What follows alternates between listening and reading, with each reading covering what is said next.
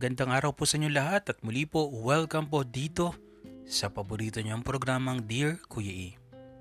At ngayon po ay isang panibagong kwento na naman po ang ating pong babasahin na ipinadala po sa ating email address na kuyaestories@gmail.com. Dear Kuya E, itago niyo na lamang po ako sa pangalang Kurt.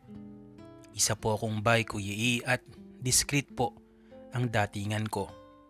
5'8" ang height at may kaputian po ako. At gusto ko po na maibahagi sa inyong channel ang aking kwento. Ito po ay tungkol Kuya E sa aking kuya-kuyahan sa aming organization.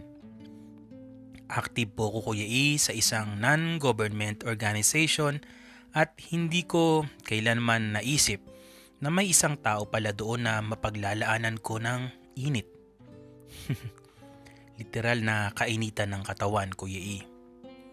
Itago natin siya sa pangalang Chupapi.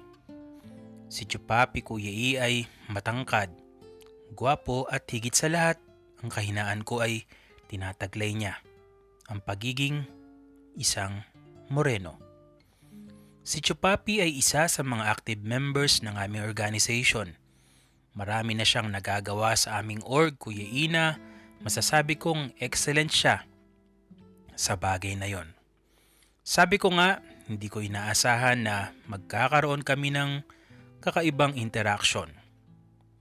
Kuya E, dahil sa hindi ko naman naisip na papatol siya, or let's say ako kasi yung taong kapag kaibigan o tropa, hindi ko sana tinatalo pero kakaiba kasi ang nangyari, Kuya E. Isang araw na may birthday kaming pinuntahan, nagkalasingan. Niyaya ako ni Chupapi na sa kanila na lang matulog. Dahil sa palagay ko ay hindi ko na kaya, na umuwi pa ay pumayag naman ako, Kuya E. Sabi niya ay doon na ako sa kama niya humiga without thinking of anything. Pero hindi pa siguro ako nakakatagal sa pagkakahiga o pagkakapikit pa, may naramdaman na akong mabigat, Kuya E. Mabigat na katawan niya. Yes, Kuya E. Nung simula, sabihin na natin na pumalag ako to the point na hinawakan pa niya ang magkabilang kamay ko. Pero masyado na akong nakiliti sa ginagawa niya na siya nga ang gumawa lahat ng gabing yon. And the rest is history, Kuya E.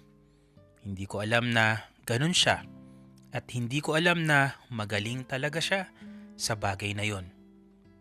Matapos noon ay nakatulog ako, Kuya Ina, nakayakap pa siya sa akin. Hindi na ako nakapagbihis kaya naman nung umaga na ay dali-dali na akong bumangon. Hindi ko gusto na magising siya at makita ako na ganoon, Kuya E.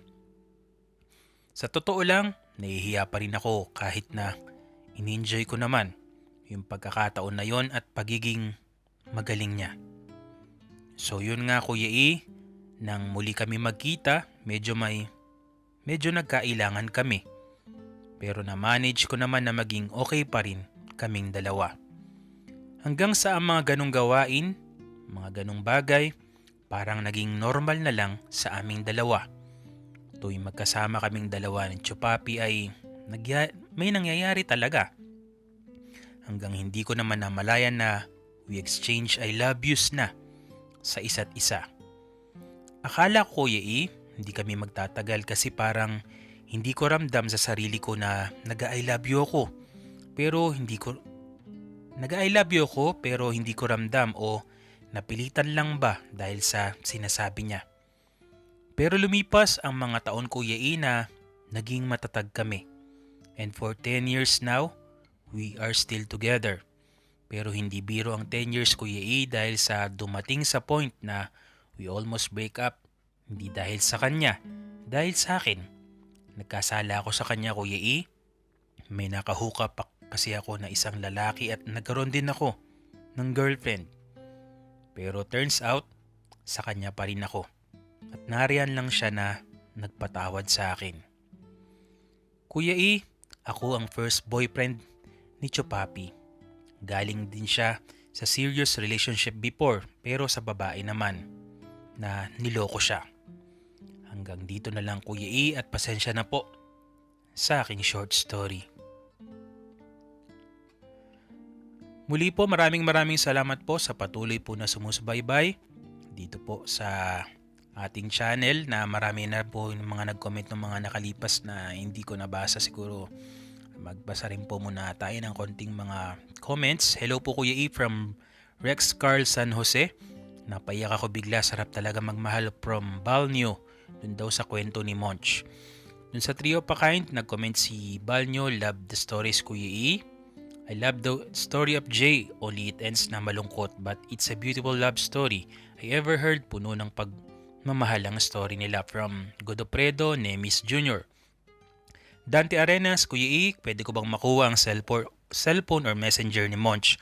Gusto ko siya maging kaibigan kung pwede po. Okay, Monch, kung nakikinig ka, pwede ka mag-comment sa message ni Dante Arenas. Sergio Moreno, Peter, Merry Christmas at sa'yo rin Kuya E. Maraming salamat, Merry Christmas, no? Nakalipas yung Pasko. Success story, thanks Natoy from Augusto Tejada. Kakaingit sila, sana all daw dun sa kwento ni Natoy, sabi ni Romel Saberon. Antonio Nino sa Ablay, sana all, sabi niya. Mario Evangelista, nice, sana all. From Pierce K. Drill, may experience din ako ng 2018 Christmas. Dalawa? Sabi ni Pierce. Nice story from Diego Camu. You can never tell talaga ang love ko sa itong tumating anuman ng gender from Joni Hoben. Alfred Sardia, sana all daw. Gretz TV, yun, may papuso siya. Randy Monserrat, nice couple from Alberto Ariel. At to Christina, wow daw. Sabi niya, Trevor Roja, Rete, wala ba premonition si Gomez na mawawala na siya? Ano yun? Augusto Tejada, so sad, ang sakit, sabi ni JR.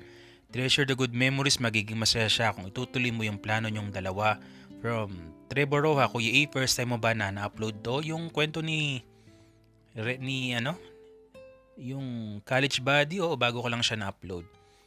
Ayan, muli po, maraming salamat po sa patuloy po na sumusuporta dito po sa ating channel. Maraming salamat po sa inyong lahat.